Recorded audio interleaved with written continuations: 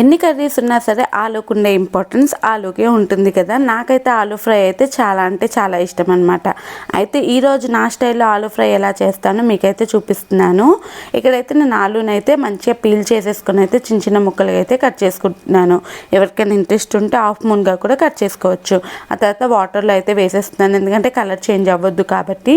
ఆ తర్వాత అయితే ఒక కడాయి పెట్టుకొని అందులో ఆయిల్ వేసుకొని ఆవాలు, జీలకర్ర, అలానే ఉల్లిపాయలు, పచ్చిమిర్చి, కరివేపాకు కూడా వేసేసుకున్న తర్వాత అయితే బాగా వేగిన తర్వాత అయితే ఆలు పీసెస్ని కూడా వేసేసుకోవాలి. ఒకసారి మంచిగా కలిపేసుకొని అయితే మూత పెట్టేసి అయితే మగ్గించుకోవాలి.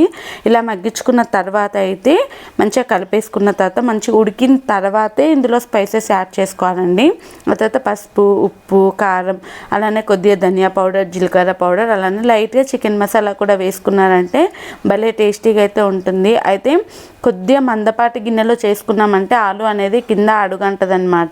ఇలా మొత్తం స్పైసెస్ వేసేసుకున్న తర్వాత ఒకసారి కలిపేసుకొని అయితే మూత పెట్టేసి అయితే ఒక్క 5 నిమిషాలు అయితే అలా ఉంచేసుకుంటే మన ఆలు ఫ్రై అయితే రెడీ అయిపోతుంది. నచ్చితే లైక్ అండ్ సబ్స్క్రైబ్.